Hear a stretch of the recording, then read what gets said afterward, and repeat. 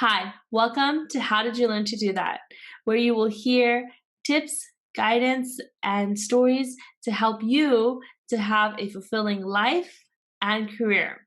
The inspirational stories that you will hear from people will inspire you to know that you can create anything you want in your life, and it just takes commitment and action. So I'm excited to have you here. I'm excited for you to hear these stories, these guidance, and the tips that I'll be sharing. And if you have any questions, you can always reach out to me, info@howdidyoullearntodothat.com, and you can connect with us on social media. We're on Instagram, YouTube, Facebook, and Twitter at How Did You Learn to Do That? And we would love if you could help us grow and expand this podcast by reviewing us on Apple Podcasts as well as on YouTube, and sharing the episodes with your family and your friends, and helping us continue to spread the message that we all are deserving of a fulfilling life, and we can be the catalysts in our lives to create that. All right, stay tuned for the next episode. Hi, everyone. I'm so excited to welcome Sarah Bohdanova from the Femininity Project.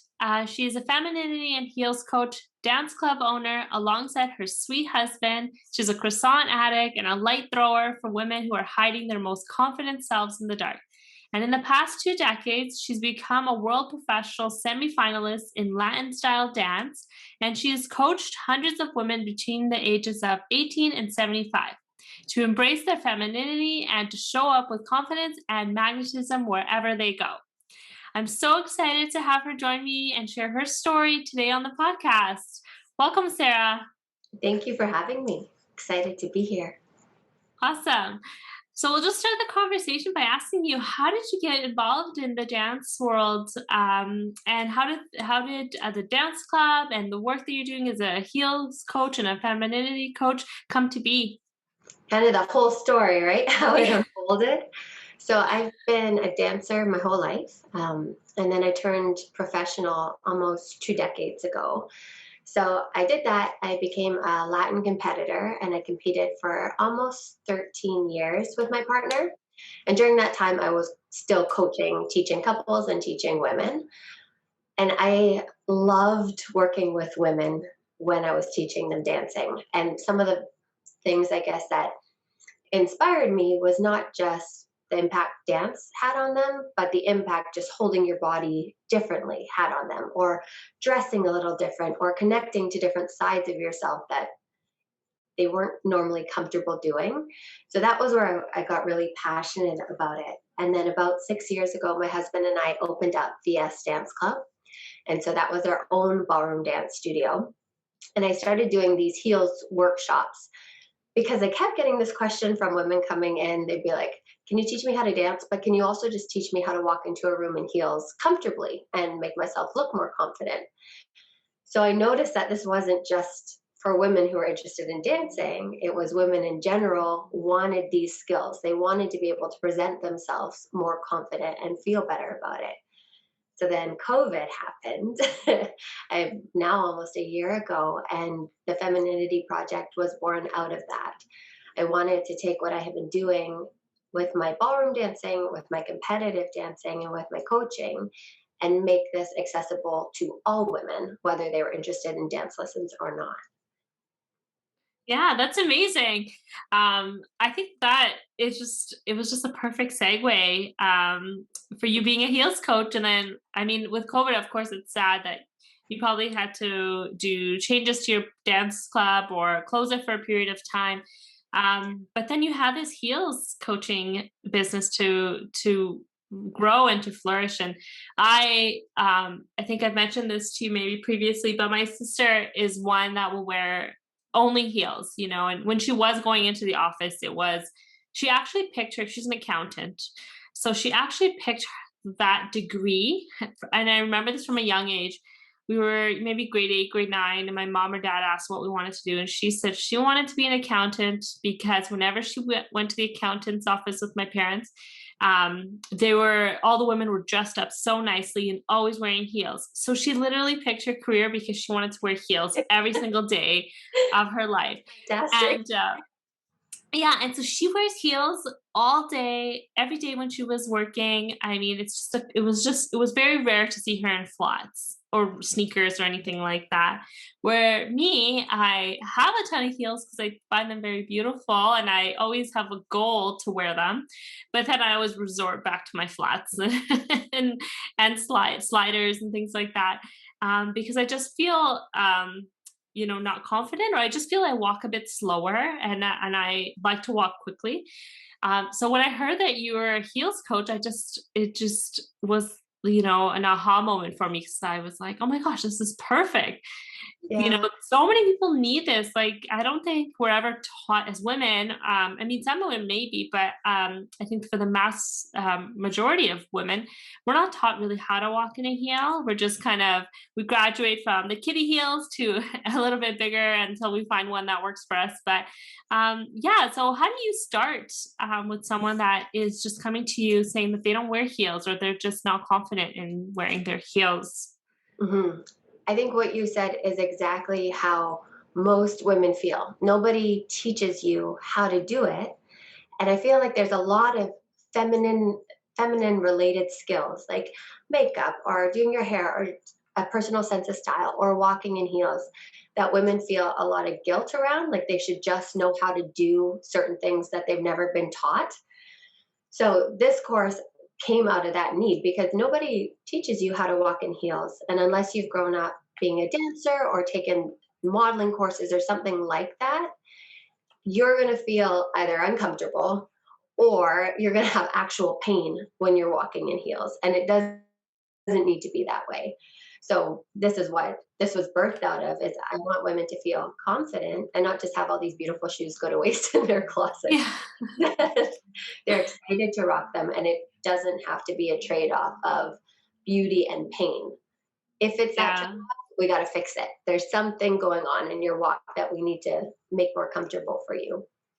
Yeah, I love that because it makes me feel like you can be comfortable and wear heels. It's just understanding your walk, which it's really the first time I've ever heard that you need to just understand your walk in order for it to not be painful.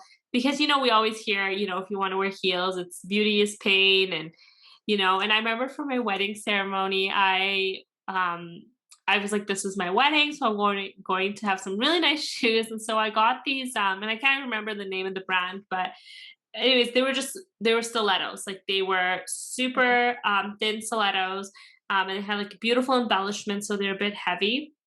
And my outfit was very heavy also because it was an Indian outfit. And um, so I remember I had to walk on grass, and I got these little plastic, flat things that you put on. And I remember losing it as I was walking. So I started digging into the grass, and I had to walk on the tip of my toes kind of.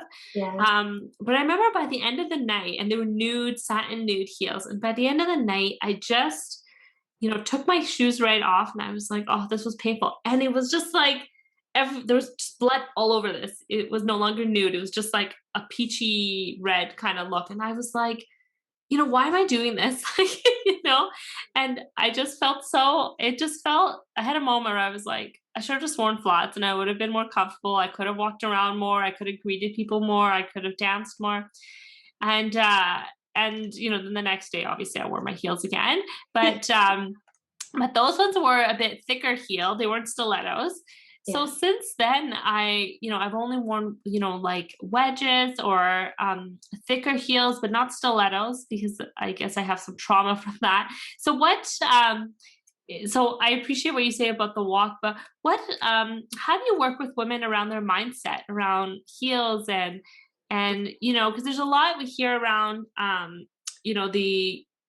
like, I'm talking about my friends that are servers, that feel it's unfair they have to wear heels as part of their job, Yeah. but the men don't. So how do you work around those kinds of mindset shifts around embracing your femininity and not kind of feeling the pressure to wear the heels, but really enjoying that? Because I would love to wear heels just to enjoy it, but I also, for me, I'm like comfort over pain. Yeah. But how do you get comfortable in the heels, both from a physical stance, but a mindset stance? Yeah. And how you do that? Yeah. I think couple different things in towards that question. First, women should decide if they like them. And if they don't like them simply because they think they can't pull them off or because they're uncomfortable, I would say get the skills, learn how to do it properly, and then decide. So you have the options. And then on the other side of it, I think the definition that women have of femininity is often outdated and not thought through. So women seem to have, well, and I feel culture pushes this. Like there's two definitions. There's that old fashioned, traditional, stodgy etiquette lessons type of femininity. And then there's that more modern, super aggressive, a little overly sexualized definition of femininity. And women feel pressure to fit into one or the other. And that's not it. That's just not what I think femininity is. Everything about a woman is not being put into a box in general. Yeah. I think you have to think through what it is that you want to feel like as a woman, and then what are the skills that you need to get to make that come to life. And Yeah. not what are your current skills, because that in business and anything else in life, you're always updating your skills to get better. It's the same thing with your femininity. You have to invest your time and your thought and in your money sometimes to get the skills that you need to continue to improve it. Yeah. Yeah, I love it. And I keep saying femininity, and I'm realizing how much of a tongue twister it is for me. So I need to It's practice it a bit more. not just for Um, you. It's a tough word. uh, yeah, and so yeah, so I love that because there's a lot of, like you mentioned, feminine skills that we have, and that we kind of evolve and grow into, and Mhm. sometimes with guidance, sometimes without guidance, right? And so, like you said, like makeup, there's tons of resources and videos and tutorials of how to do makeup, and but having like the sense of style, the confidence in your sense of style and in wearing heels and all that, I appreciate you sharing that, because that is an aspect that we don't always have, or we think there's a lot of barriers, I guess, that we put up as women around, I can't ever wear that skirt, or I can't have that kind of sense of style, or even Yeah. feeling, you know, I remember when I was used to go in the office, and I would kind of blend in with, when I first started my career, and I would blend in with just black pants and a blouse, and maybe a cardigan or a blazer, which I feel is like your standard business attire. But I remember Mhm. seeing some of the other women that I was working with, who were just embracing their style, and coming in with prints and heels, and just so much confidence. And I kept looking at that and being like, I wish I could do that. And I used to think, I can't do that because I don't want to stand out amongst the crowd. Yeah. But as I've grown and built confidence and built maturity, and just understanding my industry, and feeling more comfortable, I do feel more comfortable kind of pushing those boundaries.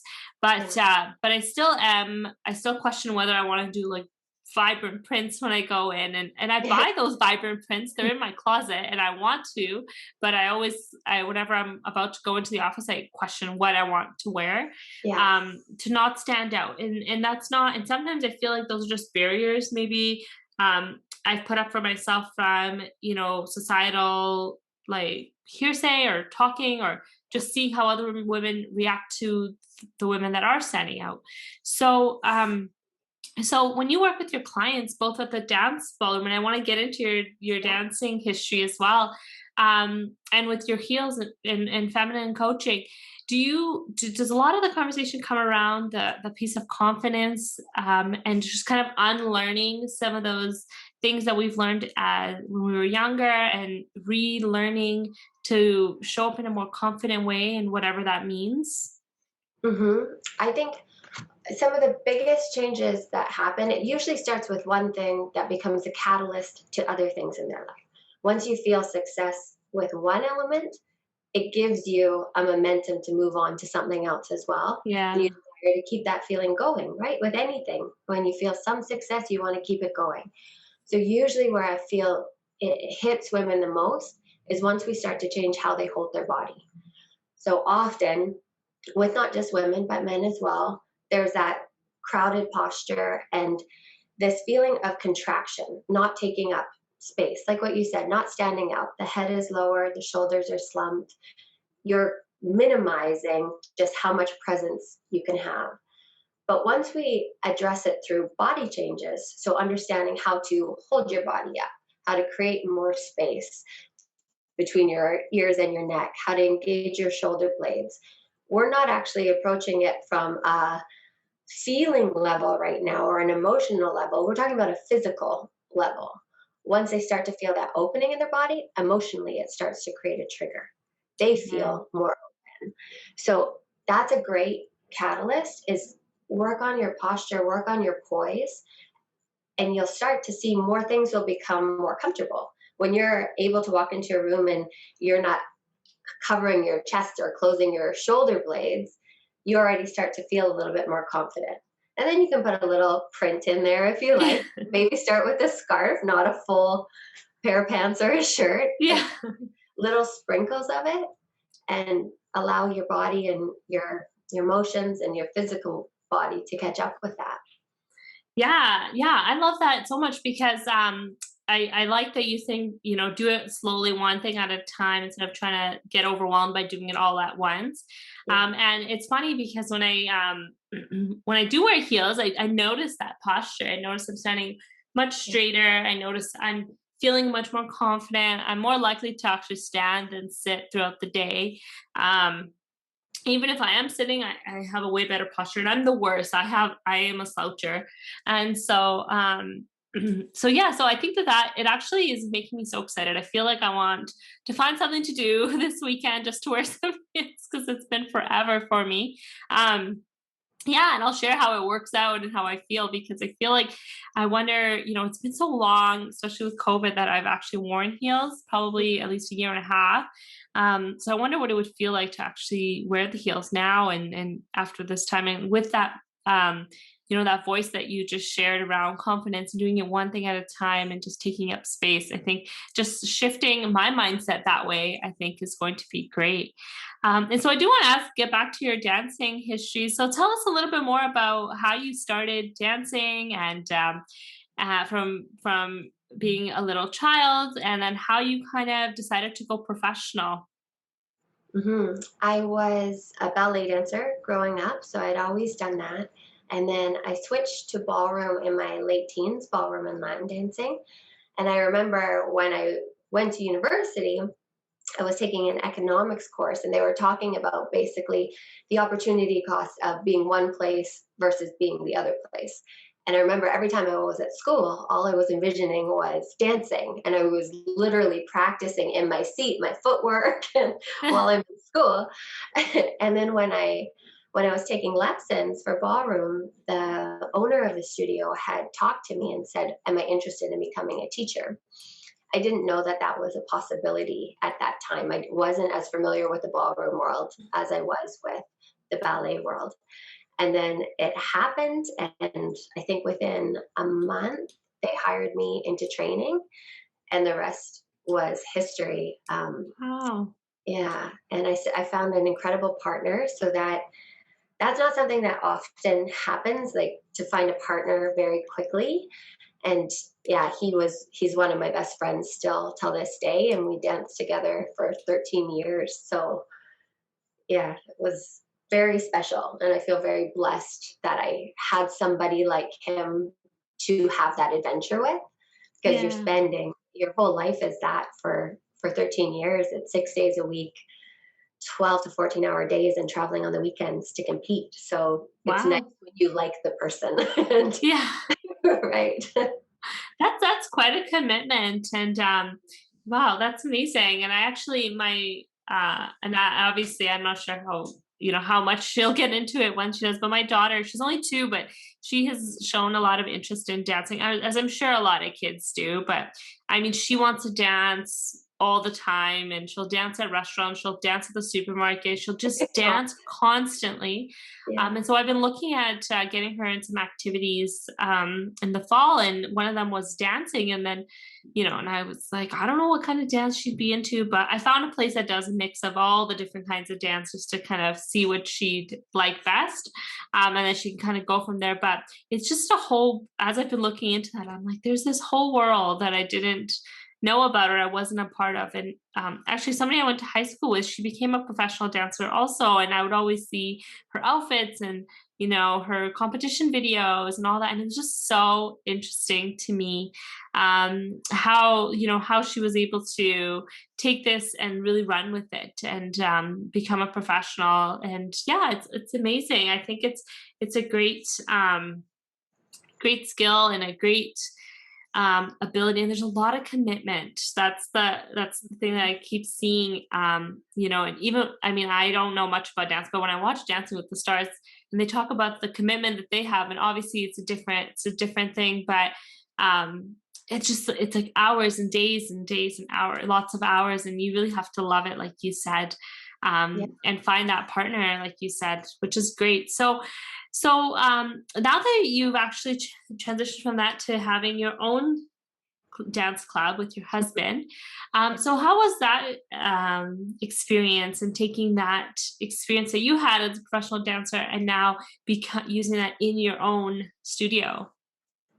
Yeah, I think for us, my husband's Ukrainian and he grew up, his mom has a studio in Ukraine. So he grew up Oh, over there is highly competitive. That they start from when they're young. He started, I think, when he was 4, and it's wow. very, very disciplined.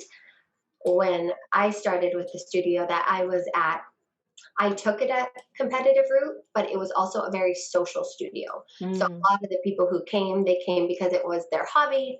All their friends were there, and we'd have parties every week. So what we wanted to do was we wanted to combine both. So having that social environment that people came to and they felt like this was their second home, but also with the skill level of high level dancing and getting them results as high level dancers. That was our mission when we started. So we wanted to blend both the competitive and the social world together. Well, Yeah, it was really fun. It was an adventure when we started. We had a busy year that we got married in the summer. We started our business a month later, and his family was living with us because they were working immigrating. So you could imagine just a whirlwind of a year that was.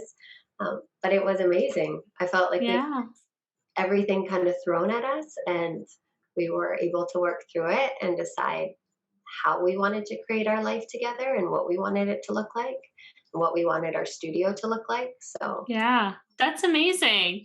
And I have to ask, since you said your husband's family was living with you while you were doing all of this, did his mom have insight into the studio, and what did she think about the social side? Because you're seeing that in the UK, they're very disciplined. she did not speak any English. So everything was from just seeing it. And I think she really loved it. Um, Mm. but again, she couldn't express it in English. So yeah. Yeah. Wow. Yeah, she was actually as a designer as well, so she would do all my dance costumes, and she did my wedding dress, and Wow. so she's yeah. How was I know we're going off tangent, but I'm just so interested. For your wedding, like, did you, like, how was the dancing? I'm just imagining that it's just this, like, beautiful orchestra of dancers because of all the experience there. It was. We had a lot of dancers at our wedding, but for our first dance, we wanted it to be more just simple, Yeah. and it was still beautiful, but it wasn't this. We both have had competitive careers where we have lots of choreography and Yeah. wanted to be a show. We wanted it to just be us enjoying moving Oh, together. So, yeah, it was freestyle. We didn't choreograph it. We just had our song and we danced.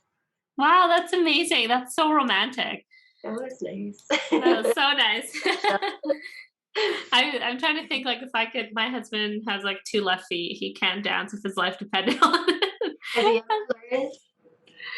No. Okay, so this is one thing that I would, for all the women listening, This is a learned skill. So often, especially men here, they'll say, "Oh, I have no rhythm," or "I have two left feet." All of those things can be taught. It's it's like learning a language. If you've never learned the words, how are you going to form sentences? Yeah. Exact same thing for finding rhythm and being able to move together. My advice would just be make sure that you get a good instructor. And it is very difficult to start with group classes, especially for a man. So if you can get a private lesson with somebody, you're going to have the most success in the beginning. It's not as overwhelming. So Yeah. hope for all the men and That's women. There's hope. there's a goal for us once we can to actually learn to dance. And I think that would be so fun, and it'll give us something to work towards, and it's a great date night or date activity to do weekly. It would be so much fun. Yeah, and so what has happened since COVID? So did you have to close your studio, and so how did you shift that piece around? Yeah, I don't think anybody could anticipate how long this was going to go on for. No. So when we Mhm. initially closed the studio, we're like, "We'll see you in 2 weeks, guys." Nope. So everything moved online, which has actually been kind of nice in some respects. Like we've noticed that our clients have really got ownership over their own dancing because they're in their living room and they've had to learn a different way. So it's not that I can Yeah. just physically kind of put them in positions and help them understand. They have to intellectually understand and put themselves in that position. So that's Wow. quite fascinating. I felt that their dancing has improved dramatically in different ways than we would have anticipated.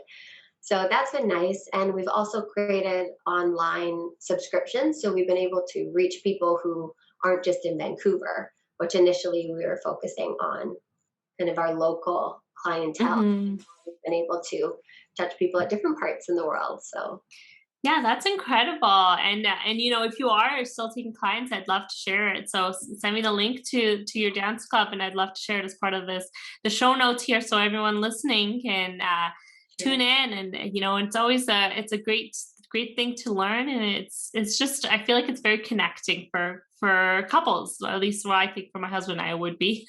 Yeah. But great. And so I'm just wondering if when you were in that economics class and you were listening to that opportunity lost and the Yeah. cost of that and all of that, and then you decided to kind of make that shift into becoming a teacher and taking that path and taking it professional, what would, if you could go back to that moment, and where you were kind of obviously probably debating what to do, continue in your schooling or to take this position, and start teaching, and if you can go back to that moment where you could talk to yourself and really give yourself some advice or some tips now that you're on this side, Yeah. what would you say to yourself? Because I know there's probably a ton of folks that are in similar situations where they're in that in between of, do I dedicate here, or is this costing me a lot of opportunity time? And do I dedicate to what I want? I think once I heard that class, that was actually my last class. So I made the decision right away. I knew it in my gut. For me, what I have always found is if I am tuned into that and I have good people around me that help support and nurture that, I do well. When I start doubting it and I start putting myself into a box that other people may view work needs to be or life needs to be, that's when I've gone wrong. Yeah. So if I was talking to myself at that point, I would say write down this exact moment when you listen to your gut and keep that as a guiding force because it was solid. It it was when other people's noise got in my head, that's when I found I would struggle. Yeah. Yeah. So Yeah. continuing to protect that, and I view life as this is our one time on this planet, and the rules that we make up are the rules that we decide of how we want to live our life. And people who kind of say against that are usually afraid, right? It's something that scares them, and I don't know, I don't want to be living in fear I want to have a really Yeah. vibrant, full, adventurous life. Yeah. Wow, that's amazing. That I appreciate what you say about just being in tune with yourself and really knowing yourself, and had that. Well, once you heard that, just being your last class and wanting to pursue the life that you've always wanted, and not allowing fear to get in the way, because it's true. It's just a lot of the time we think, what if I do this? What is going to happen here? And it's a lot of what if, what if, what if. But we just need to commit to it 100%, and just see it through and see what we can do on our own. And my husband actually, he was in a full-time job, and just recently he actually was, has this business idea. And recently he was like, what do I do? I'm working 12 hours a day, 5 days a week, and he hardly sees our daughter. Like, he would see her about 10 minutes every evening Okay. during the week. And so he was kind of really struggling with that as well. And he was like, what do I do? And I said, well, you should just quit.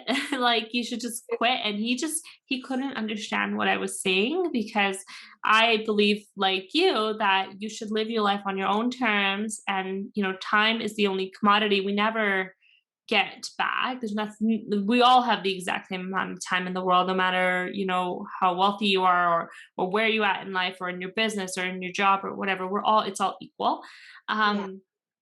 And so I was saying that to him, and I was like, if this is something you want to see through, let's do it. Um, and he was really struggling with that, because there's that societal expectation, that fear Yeah. of, you know, how do I provide for myself or my family, or how do I create income if I'm not working full time and whatnot. And so he ended up actually quitting on the day that we talked about it. He actually decided that next morning, that he was going to quit. And it's been the best decision for him, because he's just been able to have more flexibility, be around our daughter more, finally focus and be passionate about showing up to work every day, Hmm. versus dreading it. But there's still that. He actually got a job offer last week that he declined this morning, and he was again contemplating. And I was like, well, what's your goal in life? Like, what is your purpose? Why did you quit your last job? Do you want to go back there? And so he obviously declined it. But when we talked to our parents about it, he was talking to my dad and his dad on the weekend about it, and Hmm. they couldn't understand that, that Yeah. he was quitting with nothing to go to, Yeah. that he was quitting just to create something on his own. And I think it's just a shift in the generational mindset, and really Yeah. focusing on what you want. And so yeah. So when you said that was your last class, and that you made that decision, and I think that takes a lot of strength and willpower also, because there's always the what ifs, and I always say to my husband, I was like, there's always the low hanging fruit that you could literally just grab and have, and it'll satisfy you for the moment, but it doesn't help you Yeah. in the long term. So yeah, so I really love what you said, and the commitment is great, because you're now pursuing that and living that life of purpose and passion. Thank you. Thank you. Awesome. I think there was also a knowledge though that I could make money no matter, like, I knew that whatever I could do, I could go get a job somewhere. And I just wanted to keep in mind what I'm actually working towards. That it's not you get in autopilot and just your life lives basically without you. You're just doing something. So making sure that I knew what my goal was. And school at Yeah. that point was taking me away from it. Yeah, exactly. And I appreciate that too, because that's exactly was very deep in my decision making too, about starting my own business. It's just that cyclical thing, it's like every year we go through kind of like the same things over and over again. Whereas when you have your own thing that is purpose driven or passionate, whether that is being an employee, because you can be passionate about your job, or it's having your own business or pursuing what you want to pursue. Even though sometimes it could be a cyclical thing, it comes with so much passion and so much purpose, that you find so much adventure in it, and Yeah. so much love in it, and growing it, so Yeah. you really never get bored. Yeah. Yeah, well, I really enjoyed having this conversation. I want you to actually share a little bit more about your Heels Master Course, so that everyone that's listening can learn more about you, about the course you offer, and how you can actually help any women or any men who know women that want to gain more confidence in their femininity? Sure. So the Heels Master Course is designed to take somebody from the very beginning, somebody who's never worn heels, and take them all the way to Beyonce level if they wanted to take it there. So it's a 5 lesson course. The first 3 are based on mechanics. So mechanics is understanding how to move your body, what your leg action should be, what your footwork should be, how to line up your posture. And then the next 2 lessons are about your personal style. So how you can create a walk that communicates the message you want. So for example, if you need to go into a boardroom and you need to be powerful and have a really strong presentation, what body positions and what walk accompanies that the best? And then if you want to have a more sexy walk for date night or a little bit more flirty, what type of hip movement, what type of styling elements will give you that look? So that's what the whole course is based on. There's a statistic that it takes 4 seconds to make a nonverbal first impression, and then 5 to 15 seconds after that once you open your mouth. So those first 4 seconds are based off of how you look and how your body moves. So this course is designed to get your body moving in a way that the message you create is what you want. Yeah, wow. I just am feeling like I'm learning so much. That you can actually, with the way you move, walk into a boardroom and kind of feel that powerful stance and that confidence, and you can obviously walk differently when you're on a date night. And that's, it's amazing. So I'm excited that you're offering this course. And I'm excited for anyone that is listening that's going to join the course. And so I will share all of Sarah's social media as well as her website and how you can actually learn more about her course on the show notes and in the podcast links as well. So thank you so much for sharing your story, Sarah. I've learned so much and I feel like there's all these things I want to go try out this weekend. Aw, let me know how it goes. Thank you so much I for will. having me. I'll have to actually dig up some of my heels from the garage because I packed them away. Now's the time to practice, right? When everything's still closed. This is the time to get the skills. Yeah, when everything's closed and it's, lower chances that I'm going to run into someone I know. And I feel like if in case I fall or something. But it's good practice because, once COVID is up, there's going to be a ton of weddings in our family because my husband's family is huge and my family's big too. So there's a lot of people just waiting to get married. So I'm thinking 2022, 2023, there's going to be so many weddings. And so I think it's an absolutely amazing time to practice now to get back into it. And then and I feel like, and I don't know if you're getting the same sense, but I'm feeling like once COVID is over and we're able to kind of resume a sort of normal Mhm. with vacations and parties and stuff, I feel like people are going to really make an effort in their fashion and their style and in their confidence because in this time of COVID, I've heard that and I can't remember where I heard this from, the statistic I heard that a lot of people are spending this time looking inwards and Yeah. reflecting and really understanding themselves and connecting with themselves and building that confidence and shifting that mindset. And so it'd be amazing to see what happens after because they'll take that confidence, like you said, and they'll show up. And I feel like there's going to be a resurgence of people wanting to present themselves as the best versions of themselves in the most confident way that they want. And I'm excited to see that, and I'm excited for everyone to really enjoy the parties and really appreciate the gatherings because it was taken away for so long.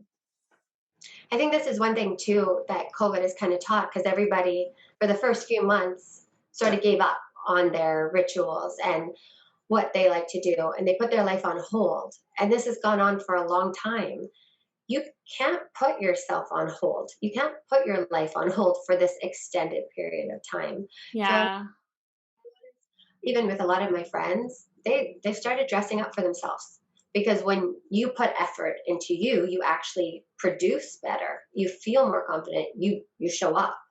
And when you stop doing all those things that made you feel powerful, like your sister's story, if she stopped wearing heels just because she couldn't go into her office, she still needs to find the occasions. When she goes to the coffee shop, put on a pair of heels, still show up for herself and do the things that she loves to do.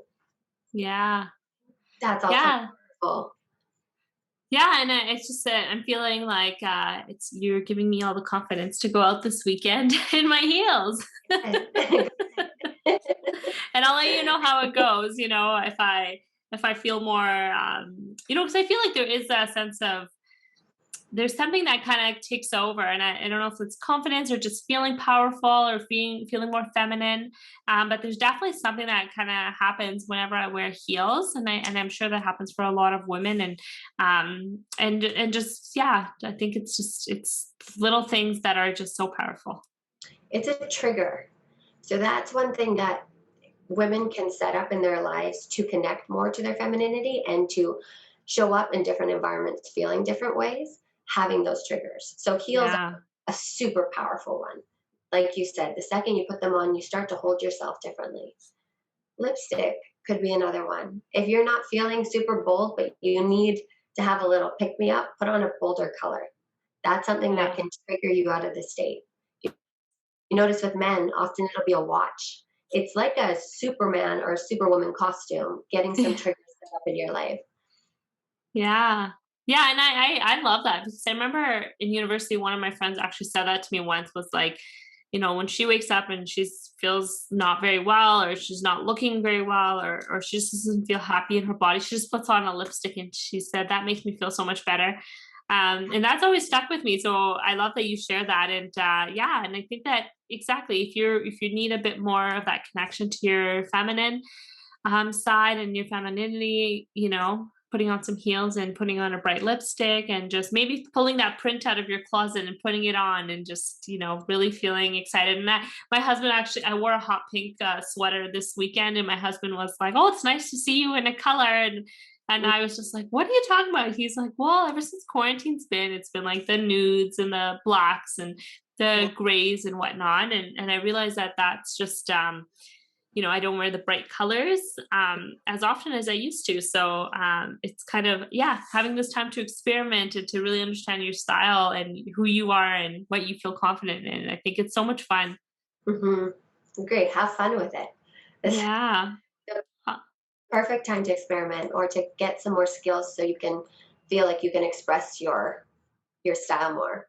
One thing I learned, I've never been great at makeup, and it was one of those things that it was in my head of I should just know how to do it. yeah. So this is what I teach. I teach women go get the skills you need. So I hired somebody and I learned and asked all the questions that I needed, and it's become such a beautiful part of my morning ritual now. It's something I enjoy, and it taps me into my femininity. And it's just a 5 to 10 minute routine, but I have so much more confidence when I do it. Yeah. Yeah, that's incredible. I really love that, and I'm feeling really excited. I'm going to go tell my husband he has to take me out on a date this weekend, so I can test out what I'm feeling, and all of that. And there's actually a restaurant that just opened down the street from me. It's called Haven in Langley, Yeah. and there's a lot of people that are now going there for date nights. And Karen Bond actually designed that restaurant, Oh, and cool. she created these booths which it's only for two people, but the vibe and the colors and the prints and everything she used, it just gives everyone that a feeling of like a confident date night, like a fun, adventurous date night. And so they've Yeah. been super successful because of that. And I remember hearing the story and hearing them talk about the design and the intentions behind it, and Yeah. having date night be kind of like this big thing behind it. Um, and when I walked in, I was like, "Oh yeah, totally! Like this place is a date night place, and it's so beautiful." And you should check it out. It's called Haven Langley, but you once you see the designs of the place, then you'll understand kind of like what I mean. But um, I feel like for some reason I feel like femininity and date night, and I feel like going there.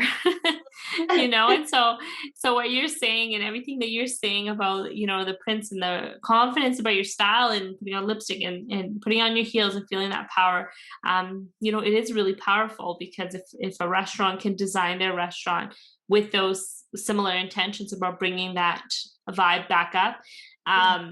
I think you could do it for yourself also by using the tips that you've shared. And I think that that's very exciting for a lot of us that are, feeling like we're just in one home and just stuck here over the last couple of years, and feeling like we want to get out and experiment a bit more. I think I've noticed on your Instagram, you share a lot about how to prime your mind and your environment to be productive and set up the type of day you want. I think it's exactly the same thing when you think about your femininity. Think about your environment and the habits you're creating so you can tap into that quicker. So, one simple thing that I tell some of my clients to do is when you're getting ready in the morning, make a playlist that makes you feel Yeah. beautiful. So, for me, I love French music or I love bossa nova. So, I'll have 10 minutes where I just listen to that music as I'm getting ready. And instead of it being a task orientated thing, it's now a beautiful ritual in my day. So continue to build on those Wow. habits and that environment that you want to create to nurture your femininity, just like you Yeah. nurture your productivity. Yeah. Wow, that's amazing. Those are amazing tips. And there's just a lot. Yeah, like you said, there's a lot of ways you can shift your mindset just by the way you present and the way you set things up and the way you frame your environment. Yeah, and it's so exciting. So thank you so much for sharing all the amazing tips. And if anyone is going to take these tips and try it out, make sure you tag Sarah and you tag me on your Instagram post so that we can help share and to encourage you and to inspire you to continue to build that confidence in yourself. And if you're interested in Sarah's course, or the content that she offers, and you want to connect with her, I'll link all her social media, like I said, in the show notes as well as on the blog, so you can check her out there. And again, thank you so much for sharing everything that you've shared today. Thank you for having me. This is so great. Thank you so much for listening to the end of that episode. I hope that you have learned something from that episode that can have you getting closer to a fulfilling life and career. There's so much out there in the world that you can learn, you can experience, and you can apply to your current life that will help you start making those little steps towards a career that you love and that you're inspired by. So I'm excited for you. I can't wait to hear what you're doing. I would love for you to share with me over on our social media, or you can send me an email and let me know. You can visit our website, howdidyoullearntodothat.com, for the show notes and for blog posts and to hear more about what we're up to. And of course, we would love if you could help us grow by reviewing us on Apple Podcasts as well as on YouTube and sharing with your family and your friends. All right, we'll see you next time. Bye.